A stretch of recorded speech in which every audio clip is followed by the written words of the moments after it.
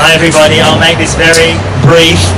I have been a Wikileaks supporter pretty much since the beginning. People often forget that this started in 2006 when Julian was based in Melbourne back in the day, and had a belief in this then very radical idea of transparent journalism, which back then weirdly was not that common, namely to show what you're actually reporting on, to show the documents, to reveal the documents to people who needed to see it, namely the public.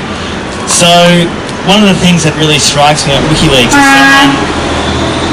as someone who has used WikiLeaks documents, reported on WikiLeaks documents and supported Assange pretty much since the beginning, what's remarkable to me, and Wendy Bacon mentioned this before, how many journalists don't support WikiLeaks, and to ask ourselves why that is. To me the explanation is pretty simple, two reasons. One, jealousy, frankly, and two, most journalists actually, despite what they say, see their role as being close to power, not questioning it.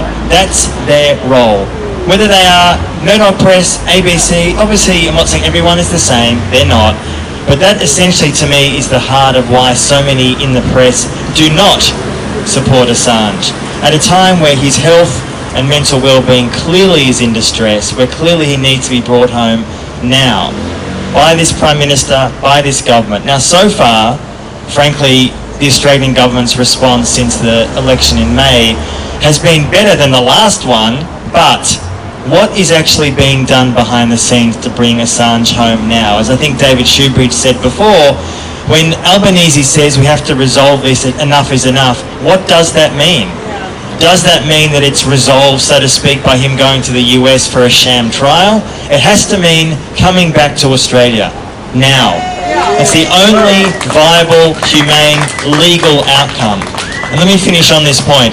If Julian Assange is prosecuted and jailed in America, that puts every single journalist in the world in peril. Every single one, because it says the US and therefore Australia, because he's an Australian citizen, it means that every single journalist in the world that may upset the US can therefore, because there'll be a precedent, be sent to the US for trial. That's what this case is about. And to me, as a journalist, as a filmmaker, as an author, there is very few, if not no other international cases around press freedom more important than this one, because it signifies so much about what democracy should be about. On that point, thank you for asking me to speak.